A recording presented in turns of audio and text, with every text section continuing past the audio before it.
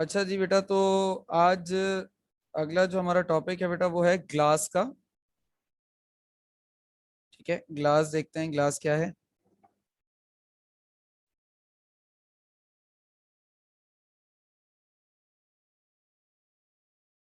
ये एक artificial silicate है। ठीक है, मतलब होता सिलिकेट ही है, लेकिन नॉर्मली सिलिकेट ऐसे नहीं होते। ठीक है ना। ये एक इसके पॉइंट्स में अगर मैं इसके बारे में लिख दूं तो ये एक अनट्रू सा सॉलिड है। ठीक है, यानी कि सॉलिड होकर भी सॉलिड नहीं है, because solids have particles arrange in a regular crystalline manner, उसे हम सॉलिड मानते हैं। तो सर एमॉर्फस सॉलिड में तो क्रिस्टलाइन मैनर ज्योमेट्रिकल पैटर्न नहीं होता। हाँ बेटा नहीं होता, लेकिन उनमें भी एटम्स किसी न किसी खास बॉन्ड लेंथ्स के साथ जुड़े हुए होते हैं। मतलब वो बॉन्ड लेंथ्स तो फिर भी पर्टिकुलर रहती है ना, इनमें तो वो भी पर्टिकुलर नहीं रहती हैं। दैट इज वाई इनको एक अनट्रू सॉलिड कह दिया जाता है, क्योंकि मॉलिक्यूल्स जो हैं वो इररेगुलर पैटर्न में मॉलिक्यूल्स की अरेंजमेंट हुई हुई होती है। Molecules have irregular arranging pattern. Glass में इररेगुलर अरेंजिंग पैटर्न पर मॉलिक्यूल्स एक दूसरे से जुड़ते हैं, तो that's why they are called as untrue solid. जब इसके अलावा बजाय इनको हम अनट्रू सॉलिड कहें, उससे बेहतर होता है कि हम इसे, जो अमूमी तौर पे इंडस्ट्रियली भी इस लफ्ज का बड़ा ज्यादा इस्तेमाल होता है, इसे हम सुपर कूल्ड लिक्विड कह देते हैं, यानी बहुत ही ज्यादा ठंडा लिक्विड। ठीक है, अल्टीमेटली वो भी सॉलिड ही होता है, क्योंकि जब लिक्विड को बहुत ज्यादा ठंडा करते हैं, उसके मेल्टिंग पॉइंट से भी नीचे ठंडा कर देते हैं, उसके फ्रीजिंग पॉइंट से भी नीचे ठंडा कर देते हैं, तो ऑब्वियसली हम उसको सॉलिड ही बना रहे होते हैं। क्योंकि फ्रीजिंग पॉइंट के बाद तो हर चीज जम जाती है ना बेटा, तो हम उसे सॉलिड ही बना रहे होते हैं। तो यहाँ पर हम इसको अमूमी तौर पे सुपर कूल्ड लिक्विड कह देते हैं, और तो कुछ नहीं। अच्छा, ये जो मतलब क्रिस्टलाइजेशन नहीं होती ग्लास के अंदर, एब्सेंस ऑफ क्रिस्टलाइजेशन जो है, यानी कि प्रॉपर ज्योमेट्रिकल शेप नहीं है मॉलिक्यूल्स का, तो ये एब्सेंस ऑफ क्रिस्टलाइजेशन, ये क्या करता है, एब्सेंस ऑफ क्रिस्टलाइजेशन जो है यहां पर इररेगुलर मेल्टिंग पॉइंट शो करता है। मतलब ग्लास का, किसी भी ग्लास का मेल्टिंग पॉइंट जो है ना, वो एक आपको फिक्स मेल्टिंग पॉइंट नहीं मिलेगा। हर ग्लास का अलग अलग तरह का रेगुलर मेल्टिंग पॉइंट होगा, और उसकी वजह क्या होगी, एब्सेंस ऑफ क्रिस्टलाइजेशन। क्रिस्टलाइजेशन ना होने की वजह से ऐसी हरकत ग्लास करता है। ठीक है ना। अच्छा, आमतौर पर जो बहुत कॉमन से ग्लास हैं आपके पास, वो आपके पास सोडियम सिलिकेट, कैल्शियम सिलिकेट, या इस तरह के ग्लासेस होते हैं। सोडियम के ग्लासेस सबसे ज्यादा कॉमन होते हैं। सोडियम एंड कैल्शियम सिलिकेट्स, दोनों के सिलिकेट्स, ये बेसिकली मोस्ट कॉमन टाइप है ग्लास की। ठीक है ना, मोस्ट कॉमन टाइप है ग्लास की।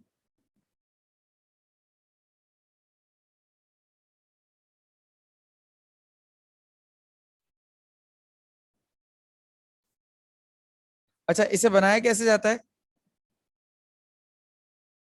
इसे बनाने के लिए हम बेसिकली दोनों के कार्बोनेट्स ले लेते हैं। जैसे हमने सोडियम का कार्बोनेट लिया, Na2CO3, और कैल्शियम का कार्बोनेट लिया, और इन दोनों को सिलिका के साथ यानी SiO2 के साथ हीट कर दिया 1400 डिग्री सेल्सियस पर।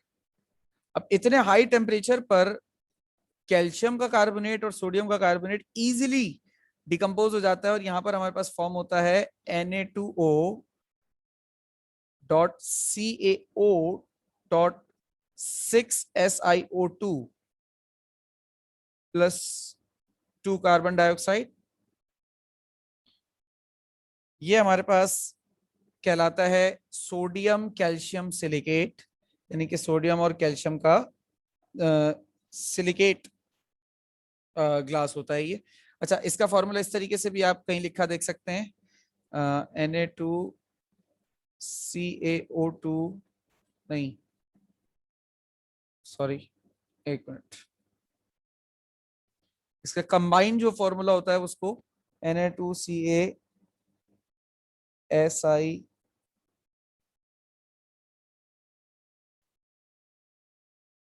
अच्छा 6 है ना, 6 2 12 और एक 13, 6 1 6, इसको आप ऐसे भी लिख सकते हैं कंबाइन करके, मतलब कहीं आप लिखा देख सकते हैं, लेकिन बेहतर ये होता है कि इसको जरा इस तरीके से डॉट डॉट करके अलग अलग करके लिख ले ताकि समझ में आए क्या है।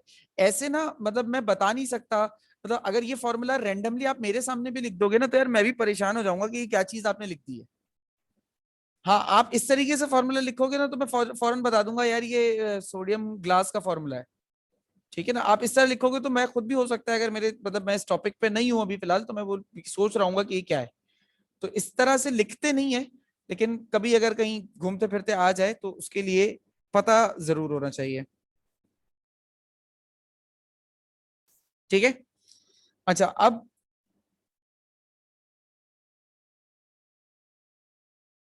इसके बाद जो हमें अगली चीज देखनी है वो हमें कॉम्पोजिशन देखनी है ग्लास की।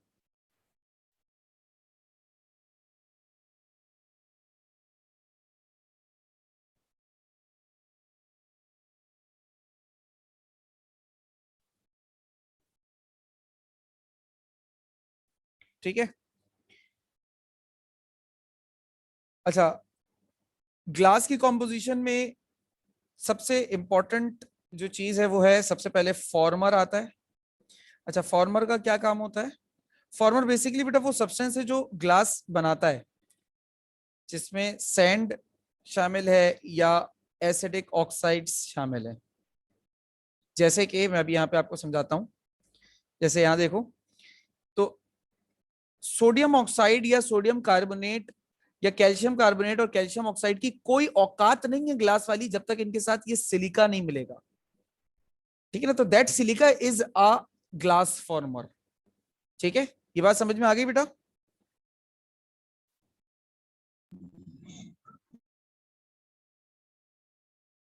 आगे देख लेते हैं, इसके अलावा फ्लक्स के तौर पर इसमें इस्तेमाल होता है।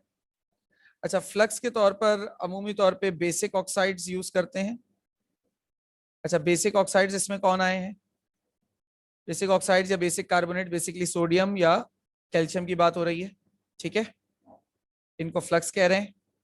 और तीसरी और आखिरी चीज स्टेबिलाईजर, कि आपका ग्लास बनते वक्त ना टूट जाए, इसके लिए आप कुछ स्टेबिलाईजर्स, कुछ और ऑक्साइड्स यूज कर सकते हैं, करते हैं, जिसमें जिंक ऑक्साइड है, कैल्शियम ऑक्साइड वगैरह है। अच्छा, जिंक ऑक्साइड एम्फोटेरिक नेचर का होता है। आमतौर पर जो ऑक्साइड की फॉर्म, ऑक्साइड्स के लिहाज से अगर बात करें ना, तो फॉर्मर एसिडिक ऑक्साइड होता है, फ्लक्स बेसिक ऑक्साइड होता है और स्टेबलाइजर एम्फोटेरिक ऑक्साइड होता है। इस तरीके से हम इसको क्लासिफाई कर सकते हैं। क्लियर हो गई बात? Yes sir. ठीक है। अच्छा, अब वैसे तो ग्लास की बेटा बहुत सारी टाइप्स होती हैं। ठीक है, तो हम अभी कुछ कॉमन टाइप्स के ग्लासेस की बात कर लेते हैं। कॉमन टाइप्स ऑफ ग्लासेस जो हमारे कोर्स में हैं, वरना ग्लासेस की बेतहाशा टाइप्स आ चुकी हैं अब तक। और कुछ ग्लास तो ऐसे भी आ गए हैं जो स्टील स्टील से भी ज्यादा मजबूत है। ठीक है। अच्छा, इसमें सबसे पहले आपके पास सर फहरिस्त जो है वो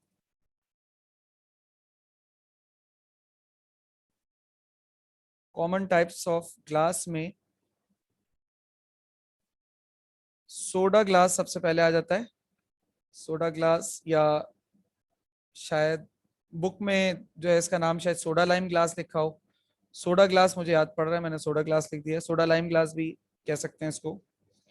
ठीक है ना। अच्छा, ये कौन सा ग्लास होता है बेटा? ये ऑर्डिनरी विंडो ग्लास होता है, यानी कि आपके घरों में शीशों वगैरह में जो ग्लास इस्तेमाल हुआ हुआ होता है ना, उसे हम सोडा ग्लास कहते हैं। ऑर्डिनरी विंडो ग्लास होता है। और उस अच्छा, इससे सिर्फ घर की खिड़कियां ही नहीं बल्कि जो आपके टेबल्स के ऊपर शीशे लगे हुए होते हैं, बॉटल्स के शीशे और मिरर्स जो होते हैं, मतलब जिसमें आप अपने हुस्न जमाल को देखते हैं, उन सब उन ये ऐसे तमाम शीशों के बनने में जो है वो सोडा ग्लास का इस्तेमाल हो रहा होता है।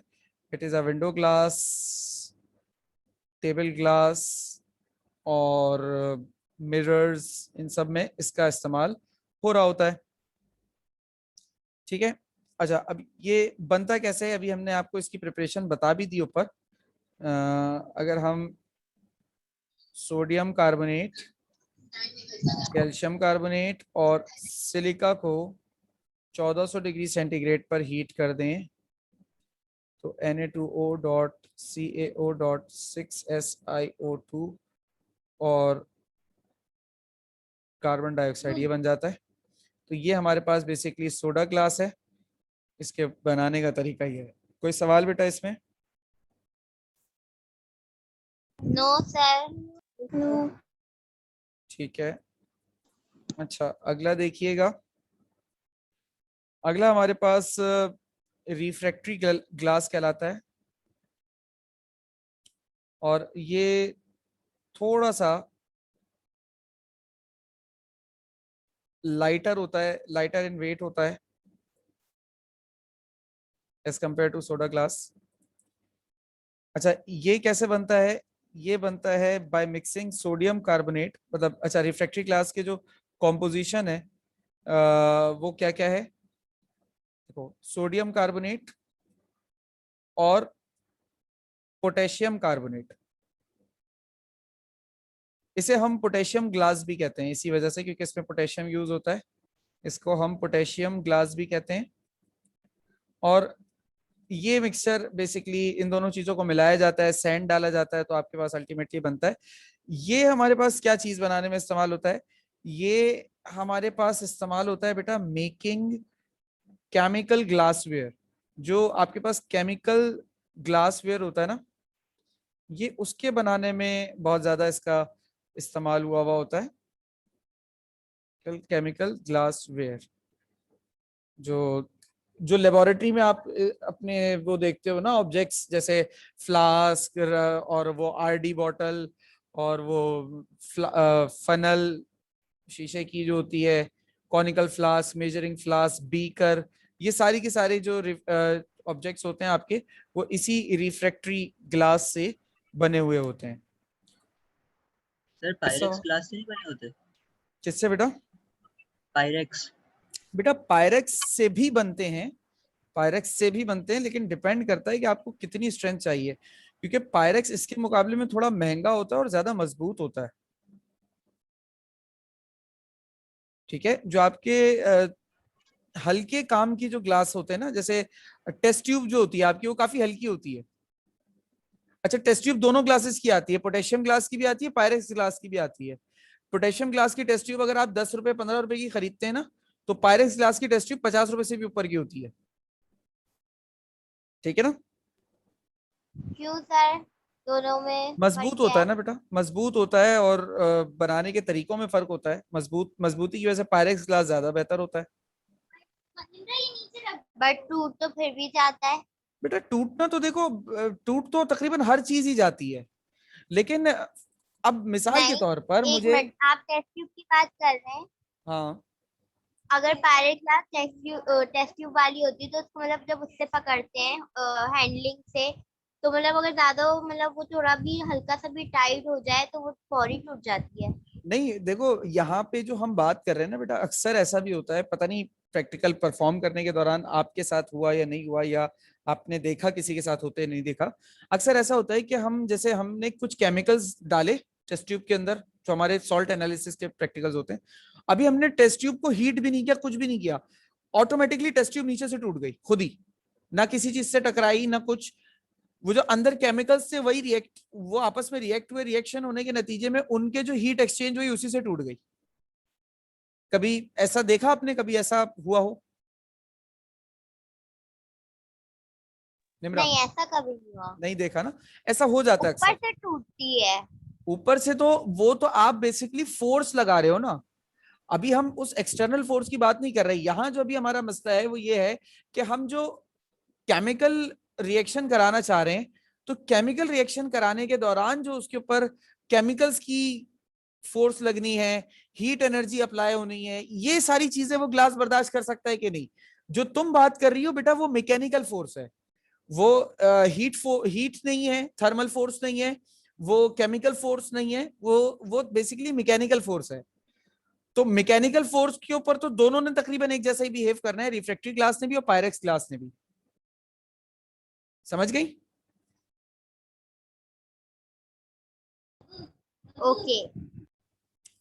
अच्छा, अब अगर पायरेक्स ग्लास की प्रिपरेशन की बात करें तो ये एक मिक्सचर होता है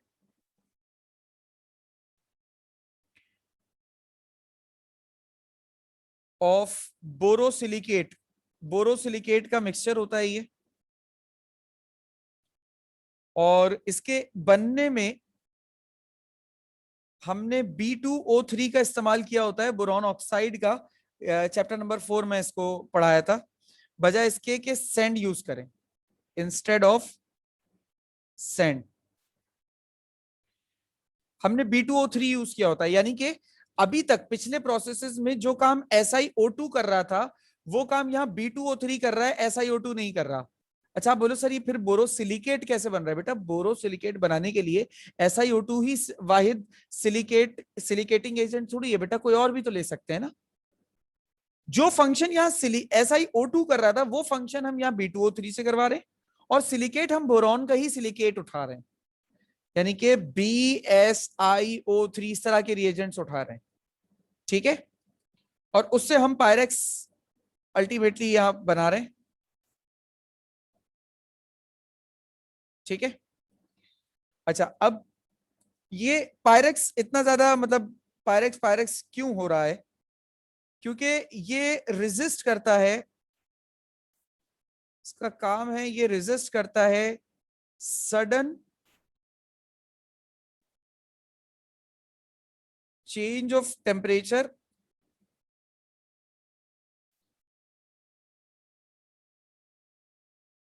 अच्छा, इसके लिए हम एक लफ्ज यूज करते हैं, इसके लिए हम लफ्ज यूज करते हैं बेटा थर्मल शॉक का, कि ये थर्मल शॉक को बर्दाश्त करने की सलाहियत रखता है। उसके अलावा ये रेजिस्ट करता है इफेक्ट्स किसका?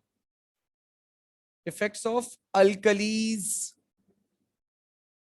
एसिड्स एक्सेट्रा, इनके इफेक्ट्स को भी रेजिस्ट करता है।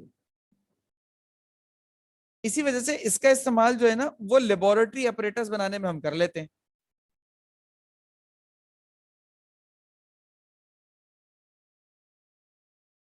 ठीक है, लेबोरेटरी अपरेटस हम इससे भी बना लेते हैं।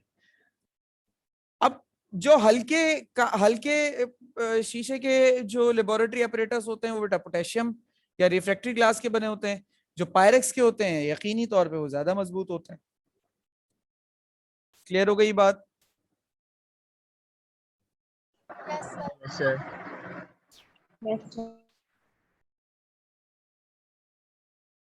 अच्छा, इसके बाद आ जाते हैं कलर्ड ग्लास पर। और कलर्ड ग्लास कोई अलग से कोई बहुत ही महंगा सा कोई ग्लास नहीं है, बिला वजह की फनकारी और कुछ नहीं।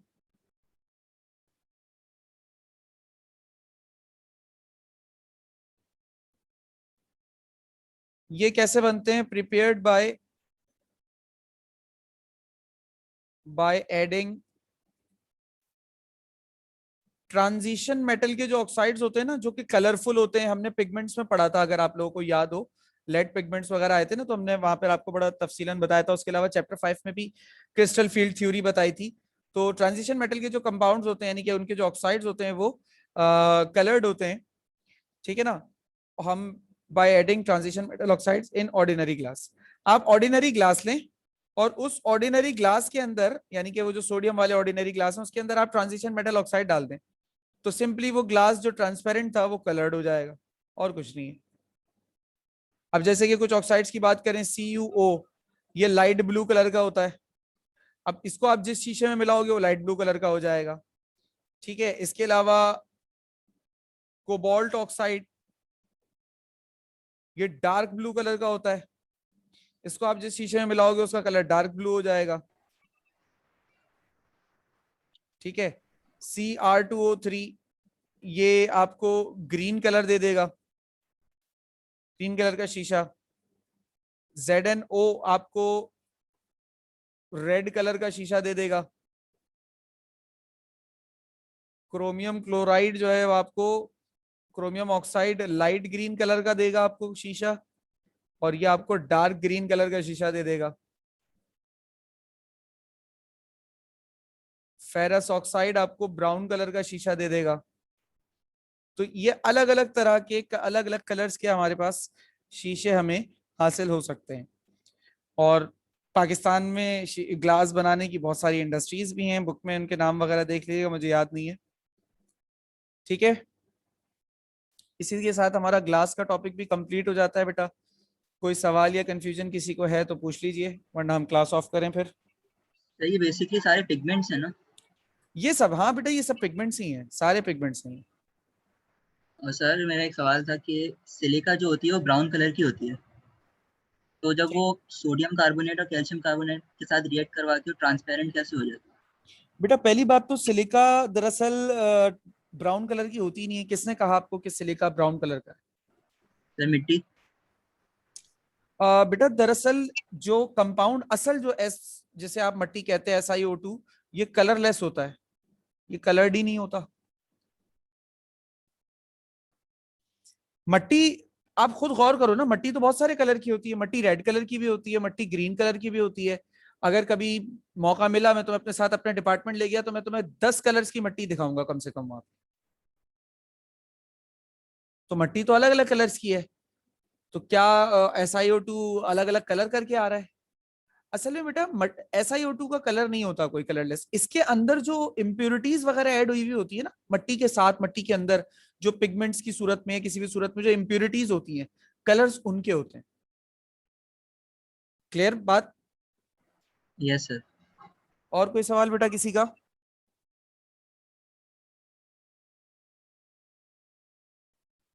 आई थिंक नहीं। चलें फिर बाकी बात इंशाल्लाह नेक्स्ट क्लास में करते हैं। तब तक के लिए अल्लाह हाफिज।